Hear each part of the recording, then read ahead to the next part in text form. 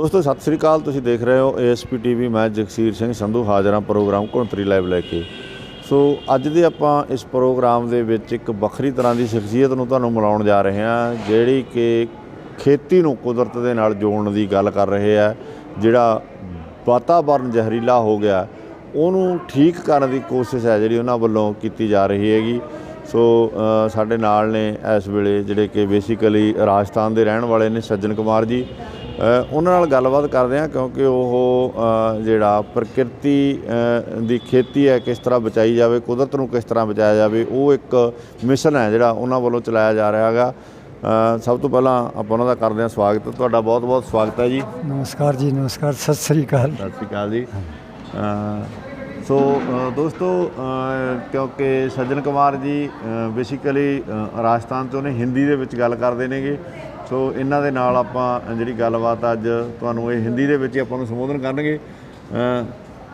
सज्जन कुमार जी, आपने जो ये कंसेप्ट चुना है, जो आपने जैसे बाकी भी किसान यूनियन जो हैं, किसानों की जथेबंदियां हैं, उनका काम कुछ वक्रे तौर से है। वो किसानों के हितों के लिए जो संघर्ष करते हैं।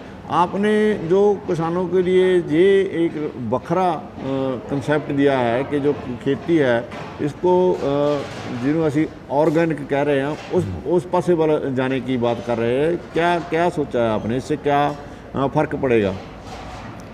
देखो जी, पहली बात तो ये है कि जो उद्योगीकरण जिसको इंडस्ट्रियलाइजेशन बोला जाता है ना जी, वो इंडस्ट्रियलाइजेशन है जिसने इस धरती का सारा जो पर्यावरण है ना, जो एनवायरनमेंट ख़राब किया है जी, वो तो 200 साल में हुआ है जी। जब से ये कहते हैं कि औद्योगिक सभ्यता आई जी, तो औद्योगिक सभ्यता ने किया क्या है जी, कि जो धरती का ऊपरी सतह थी जिसमें इतने जीव जानवर रहते थे जी, कि उन जीव जानवरों की संख्या केवल 70 के बाद 68% कम हो मतलब ख़त्म हो गई है बायोडाइवर्सिटी। जी, जी, ये तो WWF जो है ना, हाँ जी, उसके आंकड़े बोलते हैं, जी, वैज्ञानिक कह रहे हैं, और हमें आम आदमी को भी दिख रहा है जी, कि पक्षी ख़त्म हैं, पशु ख़त्म हो रहे हैं।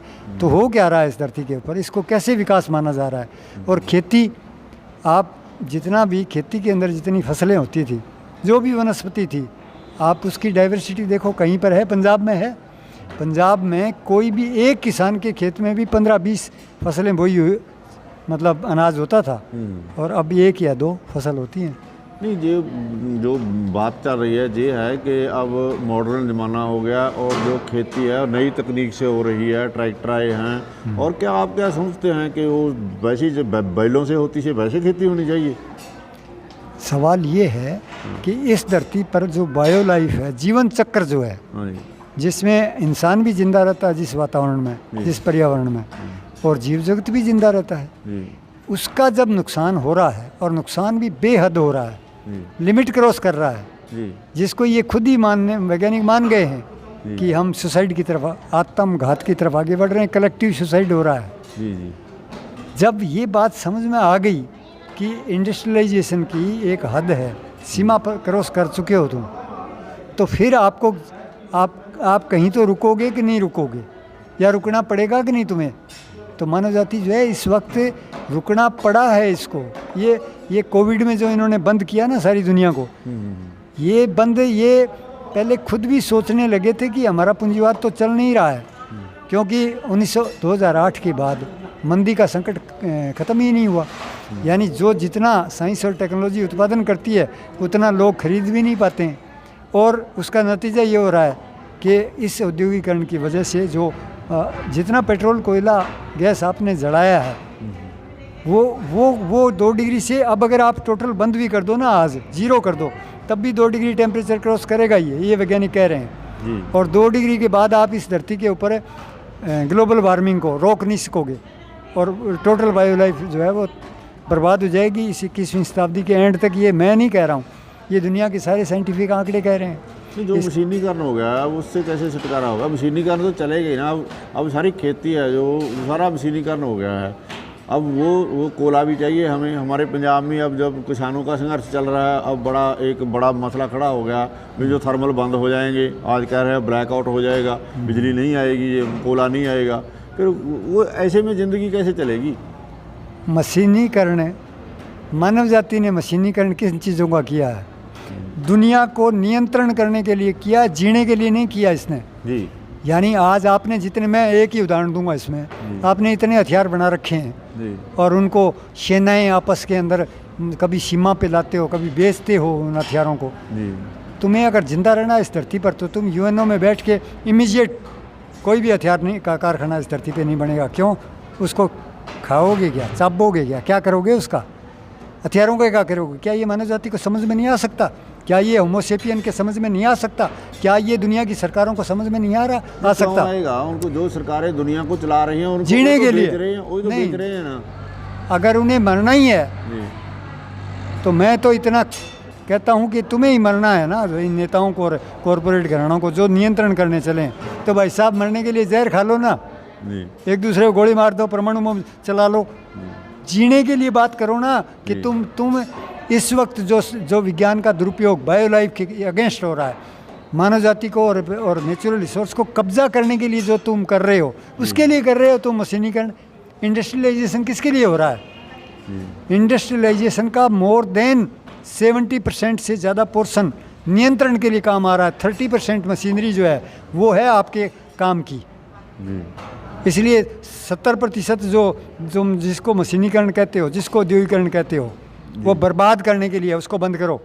और वो जो आदमी के लिए ज़िंदगी को सहूलियत देता है उस मशीनीकरण को कायम रखो। कौन कहता है कि उसको बंद कर दो? विकास जिसका नाम ले रहे हो ना, विकास के लिए अगर वास्तव में जिस औजारों से खेती को बढ़िया बनाया जा सकता हो, उसको ऑर्गेनिक भी, शुद्ध भी हैं, पानी हवा सबको शुद्ध रखते हुए, और जो मशीनरी काम में ले सकते हो वो लो ना। उसकी थोड़ी सस्टेनेबल, जिसको ये बोलते हैं सस्टेनेबल लिमिट, तो सस्टेनेबल लिमिट में तुम औद्योगिकरण को काम में लो, वही विकास है। तुम मरने के लिए काम में लेने वाली सारी मशीनरी इंडस्ट्रियलाइजेशन खड़ा कर लिया है और उसको कह रहे हो कि विकास हो रहा है। अच्छा, जिस भोजन को तुमने रासायनिक और जीएम जो है उसकी क्वालिटी इतनी गिरा दी है कि वो बायो लाइफ के लिए जहर साबित हो रही है, जीवों के लिए हो चुकी है, जीव मर चुके हैं उससे, और आदमी का स्वास्थ्य खराब हो चुका है। यार उसको कह रहे हो कि उत्पादन बढ़ा दिया। उत्पादन भाई साहब केवल मात्रा बढ़ाना नहीं होता, क्वांटिटी बढ़ाना नहीं होता। उत्पादन का अर्थ होता है जो क्वालिटी बढ़ाए, जो आदमी को स्वस्थ करे खिला करके, जो जीव जगत खाए उससे तो वो फ्लोरिश हो, वो बढ़े, वो शुद्ध भोजन, उसको कहते हैं विकास।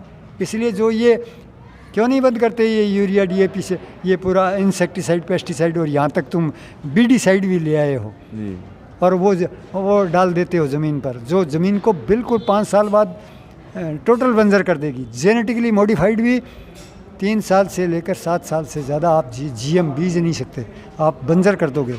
अगर ठेका खेती आई और उस पर किसान चढ़े तो डबल इनकम हो जाएगी, ट्रिपल भी हो जाएगी, टोटल बंजर हो जाएगा। पंजाब छोड़ के जाना पड़ेगा यहाँ से। क्या बात करते हो? स्थिति जिस कॉरपोरेट खेती को ये कहते हैं कि हम डबल इनकम कर देंगे, कर दोगे तुम तो, डबल क्यों ट्रिपल कर दोगे। फिर उसके बाद पंजाब बंजर हो जाएगा। फिर कहाँ जाएंगे लोग? सभ्यता नष्ट करनी है तुम्हें, मरना ही है तो यारो, मरने का मार्ग तो तुमने खोद रखा है। जीने का मार्ग ये नहीं हो सकता जिसको ये बोल रहे हैं। अंधाधुंध कंट्रोल करने के लिए जिस औद्योगिकरण को, जिन मशीनों को पूज रहे हैं कि ये विकास हो रहा है, ये तो बर्बादी का धंधा है। इसलिए मैं औद्योगिकरण के खिलाफ वैसे नहीं हूँ, मशीनों के खिलाफ थोड़ी हूँ मैं साइंस के सदुपयोग के पक्ष में हूँ। मैं साइंस का जीवन चक्र और मानव जाति के हित में जो उपयोग होता है वही उपयोग करना है।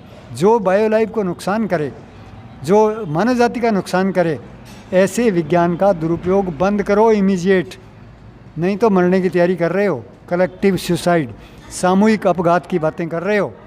विकास नहीं है, ये बर्बादी है। अब हम इसका मसला, जो बड़ा मसला तो यही है ना, पंजाब में जो एजिटेशन चल रहा है किसानों का, उनका यही है कि 2 फसलें हैं हमारे पास, जरा गेहूं है और जो धान है, इसकी हमें एमएसपी मिलती है। दूसरी फसलों पर तो एमएसपी नहीं है। वो फसलों चेंज कर लेगा, इन दोनों फसलों को बेचने से बंद कर देगा और फसलें बीजेगा, उसका मंडीकरण कहाँ होगा? ये तो बड़ा मसला तो ये है, कहाँ बेचेगा वो? ये मसला किसानों का नहीं है अकेले जी, ये देश की जनता, दुनिया की जनता, देश की सरकार का भी मसला है। जी, अगर सही तरीके से सोचे तो जी। ये केवल किसानों का मसला थोड़ा ही है। इसलिए किसान तो चूँकि फोर फ्रंट पे वो हैं, अगला मोर्चा उनके पास है, जी इसलिए वो ये जो बात कह रहे हैं वो तो उनकी जायज़ बात है, जी बात उनकी जायज़ है, परंतु उसमें जब तक साथ नहीं दोगे, यानी सरकार साथ ना दे, हम तो साफ कह रहे हैं कि भैया विज्ञान का सदुपयोग अगर करना है तो 50% बजट इमीडिएटली तत्काल से, चाहे राज्य का हो, पंजाब का हो, चाहे देश का, भारत का हो, चाहे यूएनओ का हो, आप खेती को दो वो बजट। किसके लिए? प्राकृतिक तरीके से खेती करनी, रिसर्च भी उधर लगा दो कि ऑर्गेनिक और प्राकृतिक तरीके से खेती को बढ़ावा देने के लिए अपना विज्ञान जो है सदुपयोग करो। उससे यही ज़मीन वापस उतनी फसलें देनी शुरू कर देगी। ये बंजर थोड़ी बनी है अभी, आगे बन जाएगी, वो अलग जी आगे हो जाएगी बंजर, परंतु अभी पूरी बंजर थोड़ी हुई है, अभी तो इसको बचाया जा सकता है। इसलिए इस ज़मीन को बचाने के लिए आपको डाइवर्सिटी करनी पड़ेगी। आप ये भी नहीं चला सकते जो गेहूँ और चावल चला रहे हो कितने साल, एक्सपर्ट तो कह रहे हैं कि 5-7 साल से लेकर। सरकार तो कह रही है ना, सरकार तो जो कह रही है अभी कॉन्ट्रैक्ट फार्मिंग हम ला रहे हैं, इसीलिए ला रहे हैं, इससे हम नई नई फसलें लाएंगे, उसका मंडीकरण होगा, हमारी कंपनियों भिजवाएगी, फिर किसान उसके उल्ट संघर्ष कर रहे हैं। देखो कंपनियां जो ला रही हैं जी वो रासायनिक के साथ क्या जोड़ रही हैं? वो जेनेटिकली मॉडिफाइड जोड़ रही हैं, जी क्योंकि उत्पादन तो की मात्रा जो बढ़ेगी अनाज वो तो उससे बढ़ेगी, जीएम से बढ़ेगी, क्योंकि वो आगे। पर जो जीएम है वो बायो लाइफ के लिए, आदमी जाति के लिए खाद्य पदार्थ ठीक नहीं है, उसकी क्वालिटी जो है वो जीव जगत के काम की नहीं है, इसलिए वो मात्रा में उत्पादन बढ़ाएगा। वो तो बढ़ाएगा, कारपोरेट तो बढ़ाएगा, उसको तो मुनाफा चाहिए, तो वो मुनाफा उसमें से खुद ज़्यादा ले लेगा, कुछ किसानों को भी दे देगा। हाँ जी तो किसानों को वो इस चक्कर में तो ले ही लेगा ना, क्योंकि किसान भी इसी पर चढ़े हुए हैं ना इस वक्त जी कि पैसा ज़्यादा आना चाहिए यार। बिल्कुल हाँ जी। बाजार में वो बाजारवाद भी उनको चढ़ाया जा रहा है, वो चढ़ भी रहे हैं थोड़े बहुत। तो इसका मतलब है कि किसानों को पैसे का लालच दे के बाजारवाद में घसीटते हुए ये जेनेटिकली मॉडिफाइड लाएंगे, यानी विज्ञान का दुरुपयोग करेंगे, और अनाज की मात्रा हो सकता है बढ़ा लें और बढ़ेगी उससे एक बार, और उससे पैसा भी बढ़ेगा, परंतु वो टोटली ज़मीन और हमारे भोजन को बर्बाद कर देगा। यही तो मैं कह रहा हूँ कि टाइटैनिक जहाज़ पूरा डूब जाएगा, मानव जाति पर्यावरण बर्बाद हो जाएगा। ये गुणात्मक यानी क्वालिटी पैदा करो ना भोजन की, क्वांटिटी के पीछे पड़े हो और पैसे के पीछे पड़े हो, ये मौत का नाम है। हम ये जो हमारा जो संगठन है ना उसका नाम है nature human centric people's movement, कि पर्यावरण प्रकृति कायम रखते हुए, पूरे जीव जगत को कायम रखते हुए पूरी मानव जाति जो है पूरी मानव जाति होल सरबत का भला करने की लाइन पर आना पड़ेगा। इसके अलावा जो इस वक्त हम जो लाइन हमने चलाई हुई है ना, कॉरपोरेट की तो लाइन है, फूट डालो राज करो, एक एक व्यक्ति को अलग कर दो, जाति आधार पर कर दो, धर्म आधार पर देशों को अलग कर दो, फिर धड़ेबंदी कर दो दुनिया में, अमेरिका, चीन, फलानी दिखड़ी।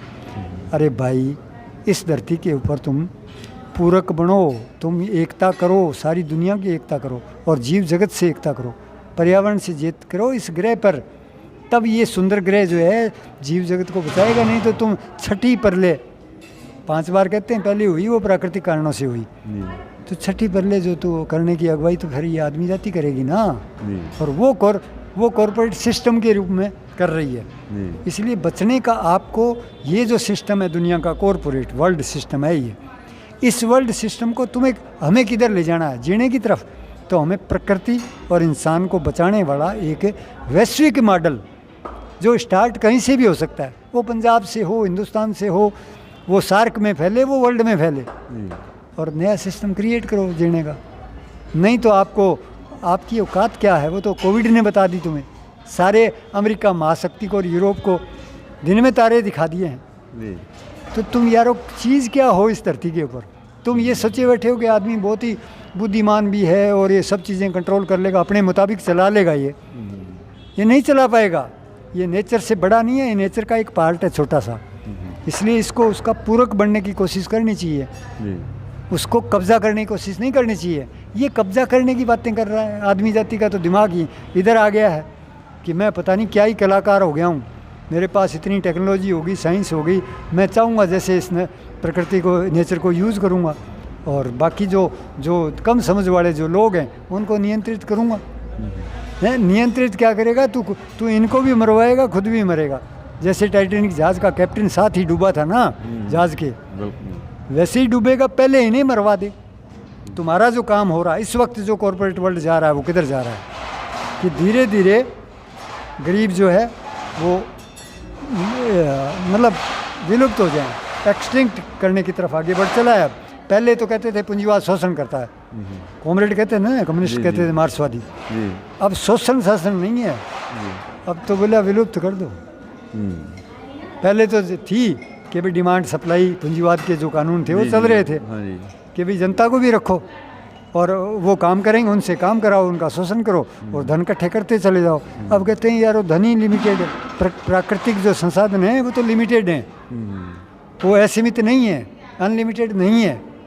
इसलिए अब ये तो कम पड़ गए, क्योंकि इनकी टेक्नोलॉजी तो बढ़ गई जी। और उस टेक्नोलॉजी पर ये जो इंटेलिजेंट बच्चे हैं, जो आर्टिफिशियल इंटेलिजेंस वाले हैं, वो IIT करेंगे और उसमें फिर कंप्यूटर और रोबोट टेक्निक से जितनी नेचुरल रिसोर्स है उनको निचोड़ के और एक बड़ा ही विकसित समाज बना के बैठ जाएंगे। उसमें ज़रूरत से 100 करोड़ 200 करोड़ की ज़रूरत है, बाकियों की तो इसका मतलब बाकी तो फिर साफ़ हो जाएं। ये सपने लेने वाले लोग, कॉरपोरेट के जो कुछ बुद्धिजीवी ऐसे सपने भी लेते हैं, वो पागलों की दुनिया है। वो उनको ये नहीं पता कि ऐसा नहीं हो सकता।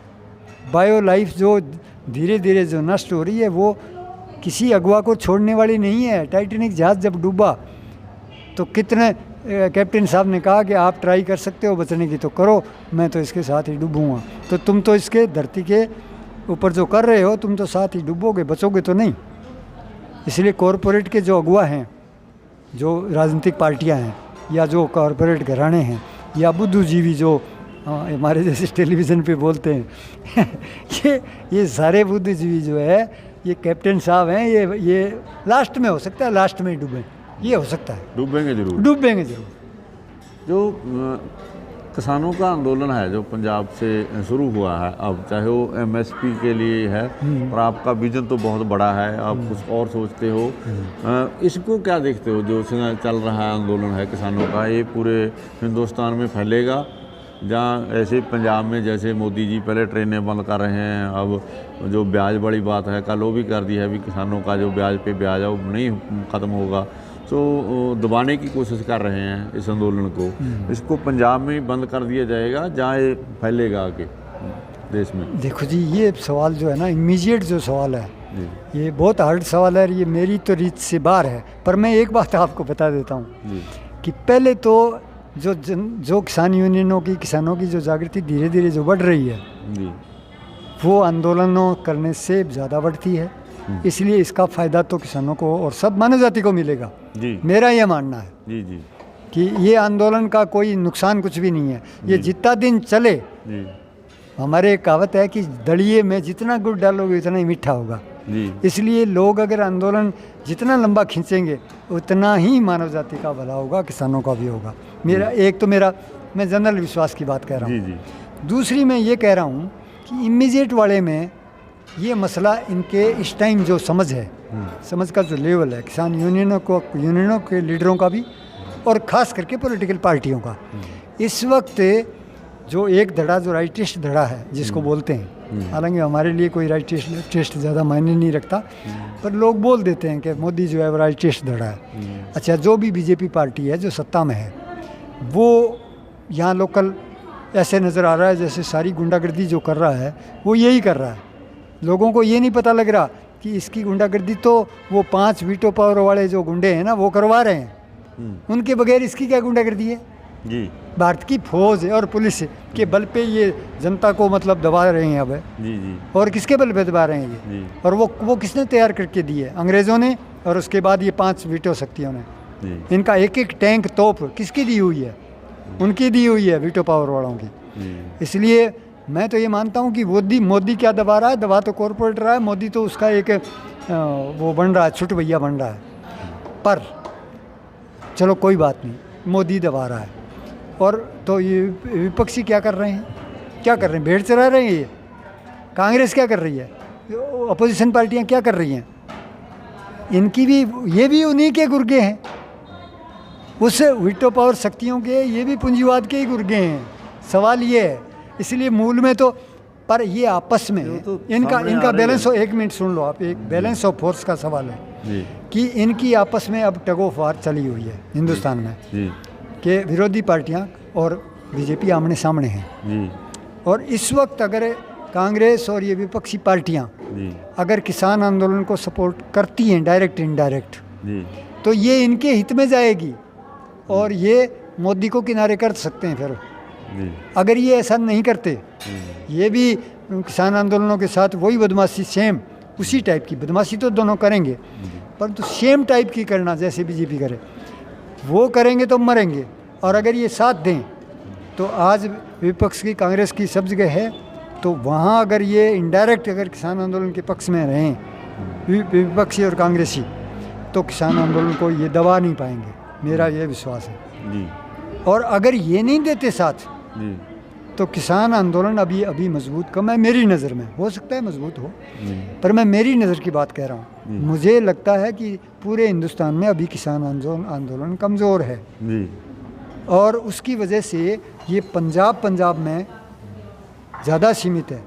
तो अकेले पंजाब में ये दमन की कार्रवाई इनकी थोड़ी बहुत काम करेगी, यानी पीछे हटना पड़ेगा। पीछे हटने का मतलब ये नहीं, हार नहीं होती, मैं हार नहीं मानता, जी यानी हमें फिर लड़ाई की जो टैक्टिस है उसको डिले करनी पड़ेगी, पीछे भी हटना पड़ेगा। जी जी और अगर ये विपक्षी साथ रहते हैं तो चाहे कमज़ोर हैं किसान यूनियन से देश में, वो धीरे धीरे उभरती चली जाएंगी। और ये संघर्ष जो है ये और कुछ नहीं कर पाया तो एक जनरल जागृति जनता में पैदा कर देगा कि लड़ाई क्या कर सकती है। और मैं जहाँ जाना चाहता हूँ, ले जाना चाहता हूँ कि दुनिया के कॉरपोरेट को बदलो, वहाँ तक मूवमेंट जाने लगेगा, ये स्पीड बढ़ जाएगी उसकी। इसलिए मैं तो चाहता हूँ कि किसान यूनियन का आंदोलन ये बिल्कुल एग्रेसिव रहे जितना इस वक्त है मेरी ये मनोगत ख्वाहिश है, पर इसको सपोर्ट मिलनी चाहिए, क्योंकि ये अभी पूरे हिंदुस्तान में मजबूत नहीं है, ये केवल पंजाब में ही है मजबूत, ये पूरे हिंदुस्तान में मजबूत मुझे नहीं नज़र आता। इसलिए दो शर्तें हैं, एक तो इस आंदोलन को फैलाने के लिए पंजाब के साथी भी कोशिश करें अपने आंदोलन को भी कायम रखने की, और बाहर फैलाने में सहयोग करें, और ये इन विपक्षियों को भी मतलब थोड़ी बहुत समझ आए कि क्यों मरते हो इस बीजेपी के हाथ, ये समझ में आए तो ये आंदोलन फिर नहीं दबाया जा सकेगा। इसलिए दबाने की तो खैर मैं थ्योरी नहीं मानता, मतलब ये है दबाने का मतलब है हम थोड़ा सा पीछे हटना पड़े। मान लो पंजाब के किसानों को थोड़ा पीछे हटना पड़ा, वो तभी पड़ेगा जब पूरे हिंदुस्तान में अगर मूवमेंट नहीं बना और अगर विपक्षी जो पार्टियां हैं उसने डायरेक्ट इनडायरेक्ट सहयोग नहीं किया, तो थोड़ा मतलब लोगों को लगेगा कि यार हमारी हार हो रही है। पंजाब के किसानों को भी लग सकता है, पर मैं व्यक्तिगत तौर पे नहीं मानूंगा किसी तरह की हार। मैं तो आंदोलन हो गया, ये चलेगा और चलता ही रहेगा, ये बंद नहीं होगा, ये आगा पीछा होता रहेगा, बस मेरा मानना ये है। ਤੁਹਾਡਾ ਬੜਾ ਧੰਨਵਾਦ ਹੈ ਜੀ, ਤੁਸੀਂ ਸਾਨੂੰ ਸਮਾਂ ਦਿੱਤਾ। ਸੋ ਦੋਸਤੋ ਇਹ ਨੇ ਕਿ ਸੱਜਣ ਕੁਮਾਰ ਜੀ ਜਿਨ੍ਹਾਂ ਨੇ ਜਿੱਥੇ ਕੁਦਰਤੀ ਖੇਤੀ ਦੀ ਜਿਹੜੀ ਗੱਲ ਕੀਤੀ ਹੈ, ਖੇਤੀ ਨੂੰ ਕੁਦਰਤ ਨਾਲ ਜੋੜਨ ਦੀ ਗੱਲ ਜਿਹੜਾ ਇਹਨਾਂ ਦਾ ਮਿਸ਼ਨ ਹੈ ਉਹਨੂੰ ਲੈ ਕੇ ਆਪਣਾ ਪੱਖ ਰੱਖਿਆ। ਉੱਥੇ ਨਾਲ ਜਿਹੜਾ ਚੱਲ ਰਿਹਾ ਕਿਸਾਨੀ ਸੰਘਰਸ਼ ਹੈ, ਕਿਸਾਨੀ ਅੰਦੋਲਨ ਹੈ, ਉਹਦੇ ਬਾਰੇ ਵੀ ਆਪਣੇ ਵਿਚਾਰ ਦਿੱਤੇ ਨੇਗੇ। ਇਹਨਾਂ ਦਾ ਮੰਨਣਾ ਹੈਗਾ ਵੀ ਜੇ ਇਹ ਕਿਸਾਨੀ ਅੰਦੋਲਨ ਪੂਰੇ ਦੇਸ਼ ਦੇ ਵਿੱਚ ਨਹੀਂ ਫੈਲਦਾ, ਪੂਰੇ ਦੇਸ਼ ਦੇ ਵਿੱਚ ਉਸ ਤਰੀਕੇ ਦੇ ਨਾਲ ਇਹਨੂੰ ਪੂਰਾ ਹੁੰਗਾਰਾ ਨਹੀਂ ਮਿਲਦਾ, ਤਾਂ ਪੰਜਾਬ ਦਾ ਜਿਹੜਾ ਕਿਸਾਨੀ ਅੰਦੋਲਨ ਹੈ ਇਹਦੇ 'ਤੇ ਦਮਨ ਚੱਕਰ ਹੋਰ ਚੱਲ ਸਕਦਾ, ਇਹਨੂੰ ਲੰਮਾ ਤਾਂ ਹੋ ਸਕਦਾ, ਇਹਨੂੰ ਦਬਾਉਣ ਦੀ ਕੋਸ਼ਿਸ਼ ਹੈ ਜਿਹੜੀ ਉਹ ਵੀ ਹੋ ਸਕਦੀ ਹੈ, ਪਰ ਇਹ ਕਿਸਾਨੀ ਸੰਘਰਸ਼ ਲਗਾਤਾਰ ਚੱਲਦਾ ਜ਼ਰੂਰ ਰਹੂਗਾ, ਇਹਨਾਂ ਦਾ ਮੰਨਣਾ ਗਾ। ਸੋ ਇਹ ਅੱਜ ਦੇ ਲਈ ਇੰਨਾ ਹੀ, ਕੱਲ੍ਹ ਫੇਰ ਕਿਸੇ ਹੋਰ ਸ਼ਖਸੀਅਤ ਦੇ ਨਾਲ ਤੁਹਾਨੂੰ ਮਿਲਾਵਾਂਗੇ। ਸੋ ਹੁਣ ਦਿਓ ਇਜਾਜ਼ਤ, ਨਾਨਕ ਨਾਮ ਚੜ੍ਹਦੀ ਕਲਾ, ਤੇਰੇ ਪਾਣੇ ਸਰਬੱਤ ਦਾ ਭਲਾ।